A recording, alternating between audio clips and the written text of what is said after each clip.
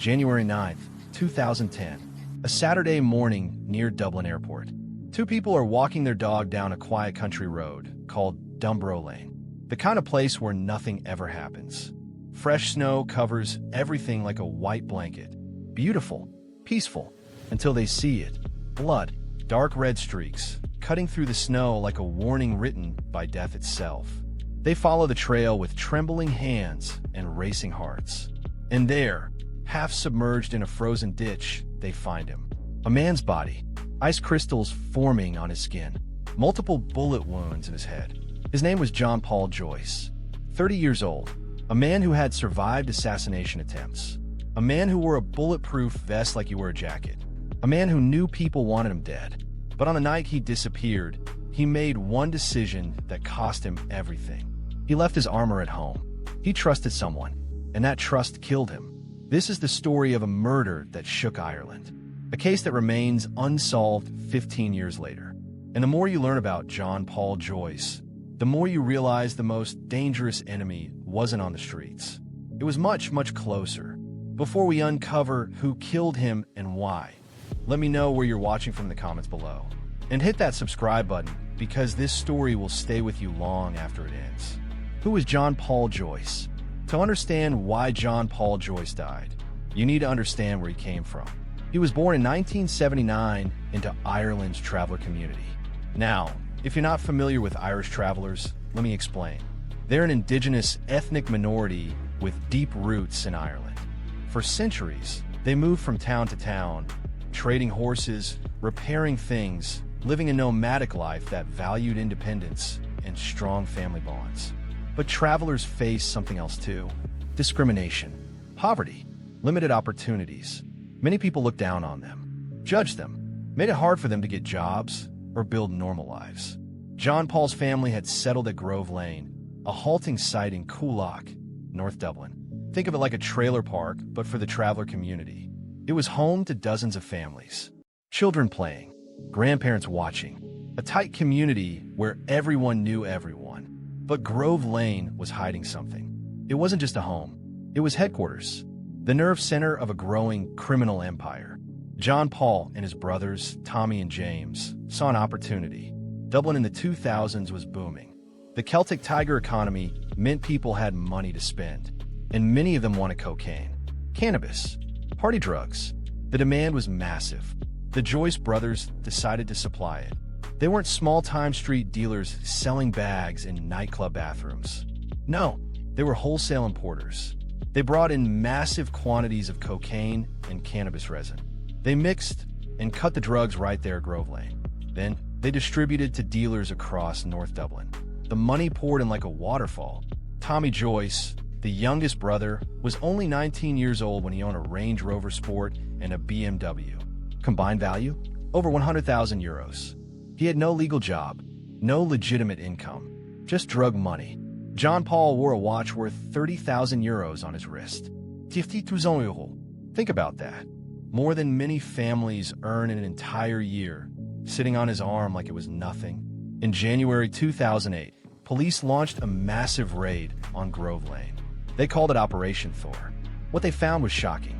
2 million euros worth of cocaine, a mixing plant for cutting drugs, guns, ammunition, a hand grenade, a sawed-off shotgun, even a samurai sword. The Criminal Assets Bureau, Ireland's agency for seizing illegal wealth, did something unprecedented. They targeted Tommy Joyce when he was just 19, the youngest person they'd ever gone after. That's how blatant the wealth was. That's how obvious the criminal activity had become. But the Joyce brothers weren't just drug dealers. They were violent, brutally, horrifically violent. Let me tell you about Conor Weldon. March 17, 2006. St. Patrick's Day, a day of celebration in Ireland. Conor Weldon was in a pub, probably having a drink, enjoying the holiday like thousands of others. His son was with him, just a regular father and son spending time together. Then Conor's son accidentally spilled a drink. An accident, the kind that happens every day in every pub across the world. The drink landed on someone from a Joyce crew. What happened next will make your stomach turn. Paul Joyce and another man attacked Conor Weldon with a rage that defies understanding. They kicked him, stomped on his head, grabbed his skull, and slammed it against the door. Again, and again, and again. Witnesses said the sound was sickening. The violence was like nothing they'd ever seen. Connor Weldon suffered catastrophic brain damage. He spent months in a coma, trapped in darkness, fighting for his life. His family sat by his bedside, praying he'd wake up. His son, the one who spilled the drink, had to live with guilt that wasn't even his fault, all because of a spilled drink. Paul Joyce was sentenced to 3 years in prison for this attack. The final year was suspended after he agreed to pay 10,000 euros in compensation. 10,000 euros for destroying a man's brain, for stealing months of his life, for traumatizing his family forever. Does poverty justify this kind of violence? Does a hard upbringing excuse nearly beating a man to death over an accident? Keep watching. This story will make you question everything about justice, revenge, and the cycle that destroys everyone it touches. The empire and the violence. After Joyce got out of prison in November 2009, his world had changed. He'd served his time for the Weldon attack, but something else was waiting for him. Something far more dangerous than a prison cell. In June 2008, while Joyce was still dealing with his legal problems, someone tried to kill him. He was sitting in his car outside a fitness gym on Malahide Road when gunmen opened fire. Bullets shattered windows, ripped through metal, but somehow Joyce survived. The gunman responsible for that attack later disappeared. Police believe he was murdered. In the Gangland world, failed hits often mean death sentences for the hitman. That assassination attempt changed Paul Joyce forever. He started wearing a bulletproof vest. Every single day, it became like a second skin. He'd put it on in the morning and wouldn't take it off until he went to sleep. Sometimes not even then. He varied his routines, never went to the same places at the same times, trusted fewer and fewer people. He knew enemies were circling. He could feel the walls closing in, and he was right to be paranoid, because his biggest enemy was already planning his death. If this story is hitting different, hit that like button and subscribe so you don't miss what happens next. This case gets darker, much darker. The enemy. His name was Aean Dunn, but on the streets, they called him the Don. And if Paul Joyce was dangerous, Aean Dunn was something else entirely. Something worse. One Irish newspaper called him the country's most ruthless and dangerous criminal. Between 2005 and his death in April 2010, investigators believe Dunn ordered 17 murders. 17 people dead on his command. Dunn controlled the Finglas Gang, one of Dublin's most feared criminal organizations. They ran heroin and cocaine across Finglas, Cabra, and Ballymun. They carried out robberies, extortion, and they eliminated anyone who got in their way. But here's what made Dunn truly terrifying. His paranoia. He wore body armor constantly, just like Joyce. He employed armed bodyguards who followed him everywhere. And he operated under a simple philosophy that his gang members whispered about. Get them before they get you. He didn't just kill rivals. He killed his own people. Associates who he suspected, even slightly, of disloyalty were murdered. No trial, no questions, just death. The feud between Joyce's gang and Dunn's Finglas crew had been building for years. Both groups wanted control of North Dublin's drug trade. Both were willing to kill for it. But the feud went from cold to scorching hot on May 7th, 2009. The victim's name was John Clark. Everyone called him BJ. He was 21 years old, a rising drug dealer from Darndale with multiple convictions and even more enemies. 6 weeks before his death, someone had already shot him once. He survived that time. Police warned him directly. They're coming for you. BJ didn't listen. Or maybe he couldn't escape. On May 7th, BJ and 2 friends entered an underground car park in an apartment building in Aean. A gunman was waiting with a Scorpion machine pistol. He opened fire. BJ died instantly. His friends are wounded but survived. Now here's where everything connects, and where the mystery gets even darker. Rumors spread through Dublin's criminal underworld like wildfire. Word on the street was that Tommy Joyce, Paul's younger brother, had offered 40,000 euros to anyone who would kill BJ Clark. More than that, people claimed Tommy had supplied the Scorpion pistol used in the murder. Police confirmed through ballistics that a scorpion was indeed the murder weapon. Whether Tommy actually supplied it or arranged the hit, nobody knows for certain. But in the Gangland world, truth doesn't matter. Belief is what drives revenge. And 6 weeks after B.J. Clark was murdered, revenge came for Tommy Joyce. June 17, 2009. Tommy stepped outside his home at the Grove Lane halting site. His home, the place where he should have been safest. He was 20 years old, the youngest criminal ever targeted by Ireland's Criminal Assets Bureau. A kid who owned luxury cars worth more than most people's houses.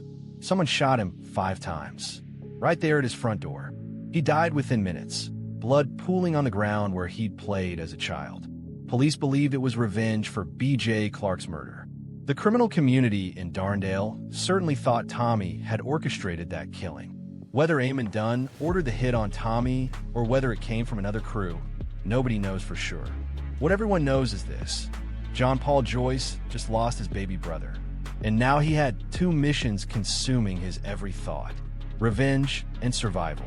At this point, John Paul knew he was living on borrowed time. The vest became his religion, his shield, his only hope. But he made one decision that sealed his fate. Stay with me. The contract and the final days. When John Paul Joyce was released from prison in November 2009, police pulled him aside for a conversation nobody wants to have. Your life is in danger, they told him. We have intelligence that there's a contract out on you. Not just any contract. 50,000 euros. That's how much someone was willing to pay to see John Paul Joyce dead. The police couldn't tell him who issued the contract. Maybe they didn't know. Maybe they weren't allowed to say. But Joyce knew the list of people who wanted him dead was long and getting longer every day. So he adapted. The bulletproof vest never came off. He changed his routes constantly, told people he was going one place and went somewhere else. Trusted almost nobody. He became a ghost in his own city, always looking over his shoulder, always waiting for the bullet he knew was coming. But paranoia, no matter how justified, is exhausting. It wears you down, makes you tired, makes you want just one moment of normal life. Let me tell you about another man who worked for Aean Dunn. His name was Christopher Gilroy. Everyone called him Christy. He was a heroin addict and armed robber who became one of Dunn's most reliable hitmen. In January 2009, Christy murdered 2 men, Michael Cronin and James Maloney, in cold blood. He shot them in the head while they sat in their car. Forensic evidence linked him directly to the murders. Christy Gilroy was loyal to Dunn. He did what he was told. He killed who he was told to kill. And then Aean Dunn had Christy murdered. Why? Because Christy was an addict, a liability, someone who might get caught and talk to police. So Dunn used another contract killer, a man named Eric Wilson, to lure Christy to Spain and execute him. They buried his body in a shallow grave that has never been found. Think about that. Christy was loyal. He was useful. He followed orders. And Dunn killed him anyway, because in the Gangland world, loyalty means absolutely nothing. Paranoia and self-preservation are the only rules that matter. This is the world John Paul Joyce lived in.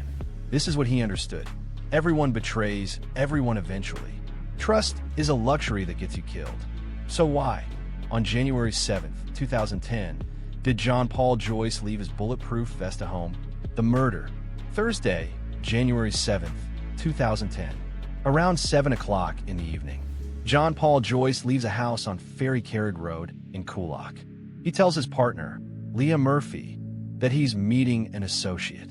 Business. He'll be back soon. He doesn't say who he's meeting, but according to what police learned later, Joyce told friends it was someone he knew, someone from his circle, someone he trusted.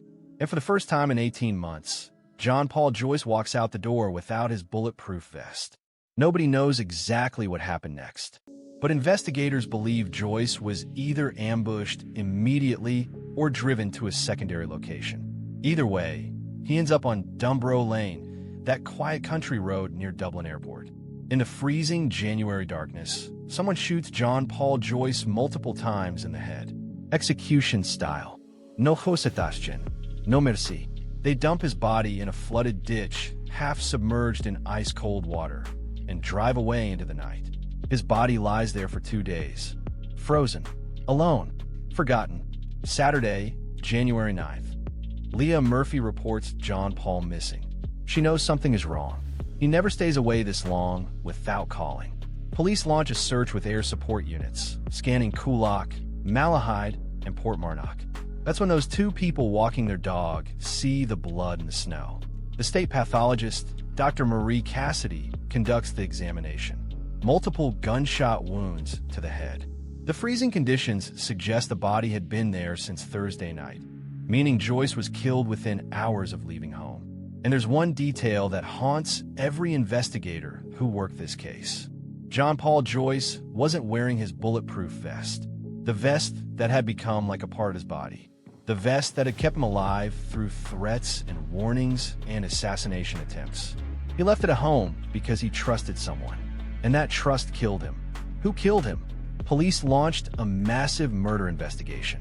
They appealed for information about Joyce's last movements. They searched for CCTV footage. They interviewed associates. They knocked on doors across Coolock. And they hit the same wall that stops every Gangland investigation. Silence. In the criminal underworld, talking to police is a death sentence. Witnesses disappear. Memories fade. Even people who want to help are too terrified to speak. Joyce's own family couldn't or wouldn't provide details that might identify the killer. 15 years later, nobody has ever been charged with John Paul Joyce's murder. But there are theories. Dark, disturbing theories about what really happened that night. Theory 1, the Fingless Gang. Multiple police sources believe Joyce was murdered by Aean Dunn's crew. The motive? Revenge for the feud. Revenge for B.J. Clark's death, which people blamed on Tommy Joyce. Revenge for John Paul's refusal to submit to Fingless control of the drug trade. Some sources claim Dunn had ordered Joyce to dispose of a murder weapon, a gun used to kill another criminal. Joyce either failed to do it or police recovered the gun. Dunn may have seen this as betrayal worthy of death. Theory 2, the €30,000 contract. Police confirmed a major West Dublin crime boss had put a price on Joyce's head. This person clashed with Joyce's gang over territory and wanted him eliminated. The contract may have been completely separate from the Dunn feud, meaning Joyce had multiple people actively trying to kill him at the same time. Theory 3, and this is the most chilling theory of all, betrayal from within. Joyce agreed to meet someone he knew that night. He felt safe enough to leave his bulletproof vest at home. He walked into that meeting without suspicion. What if someone in his own crew, someone at Grove Lane, someone he'd known for years, set him up? In Gangland culture, betrayal isn't uncommon. Paranoia breeds paranoia. Joyce himself was violent and unpredictable. If his own gang members feared him or saw an opportunity to take over his drug operation, they might have sold him out to Dunn's crew, or carried out the hit themselves. The truth is, we may never know exactly who pulled the trigger. Because 3 months after John Paul Joyce was murdered, Aean Dunn, the prime suspect, was shot dead by his own associates at a birthday party in April 2010. The same paranoia that made Dunn so dangerous also made him unbearable to work with. His own crew turned on him, just like he turned on Christy Gilroy, just like someone may have turned on John Paul Joyce. In the Gangland world, everyone betrays everyone eventually. It's just a matter of time. What do you think happened? Was it Dunn's gang seeking revenge? Was it the contract from the West Dublin crime boss? Or was it someone much closer to home? Someone Joyce trusted completely? Drop your theory in the comments below. The aftermath. Leah Murphy was left to raise their 2 children alone. Bonnie and Joe John. 2 kids who would grow up knowing their father was murdered and that his killer walked free. 2 kids who would ask questions their mother couldn't answer. At Joyce's funeral in Ashbourne, County Meath, the priest spoke about parents plunged into darkness twice in a single year. First losing Tommy, then losing John Paul. 2 sons, both murdered, both unavenged. The Grove Lane community was devastated, not just by the deaths, but by what came after. The stigma, the judgment. Legitimate traveler families who had nothing to do with drugs or violence suddenly found themselves under suspicion, under surveillance, treated like criminals because of where they lived. And Connor Weldon, the man John Paul Joyce nearly beat to death in 2006, he's still living with the brain damage from that attack. still dealing with the consequences of a spilled drink. His son still carries guilt that was never his to bear. The ripple effect of violence destroys everyone it touches. Victims, perpetrators, families, communities. Nobody escapes unscathed. The bulletproof vest sits somewhere, probably in an evidence locker or thrown away. A symbol of paranoia and false security. Joyce wore it for 18 months straight, protected himself constantly, varied his routines, trusted almost nobody, and then, for one night, he let his guard down. He trusted someone. He felt safe. That one moment of trust cost him everything. Here's the lesson this story teaches, and it's one that applies far beyond the criminal world. Violence always breeds more violence. Money can't buy real safety. And in a life built on crime and betrayal, there are no winners. Everyone loses. Paul Joyce lost his life at 30 years old. Tommy lost his life at 20. B.J. Clark lost his at 21. Aean Dunn, the man who may have ordered Joyce's death, was murdered 3 months later. Christy Gilroy, the hitman, was murdered and buried in Spain. All dead, all gone, all victims of the same cycle they helped create. The frozen ditch near Dublin Airport is empty now, but the pain never melts. Leah Murphy still wakes up without her partner. Bonnie and Joe John still grow up without their father. Connor Weldon still struggles with brain damage. And somewhere in Dublin, someone knows exactly what happened on January 7th, 2010. Someone who was there. Someone who pulled the trigger or helped plan it. Someone who goes about their life knowing they got away with murder. If this story taught you something about the cost of violence, about how revenge destroys everyone, about how trust in the wrong person can be fatal, then honor these victims by hitting that subscribe button. Share this video so others can learn from this tragedy. Let their deaths mean something. Picture that scene one more time. Blood in the snow, a frozen ditch, a body half submerged in ice-cold water. A man who knew death was coming but trusted someone enough to let his guard down one final time. Paul Joyce was someone's son, someone's brother, someone's partner, someone's father. The bullet that killed him is still out there somewhere. So is the truth. Every victim in this story was a human being with family who loved them, with children who needed them, with lives that mattered beyond the crimes they committed. The case remains unsolved. The killer remains free. But the lesson remains clear. Violence is a fire that consumes everything it touches, leaving only ashes and grief behind. Drop your location in the comments. Share your thoughts on what you think really happened. And I'll see you in the next case file. Stay safe out there. Because in the world Paul Joyce inhabited, safety was just an illusion, and trust was the most dangerous weapon of all.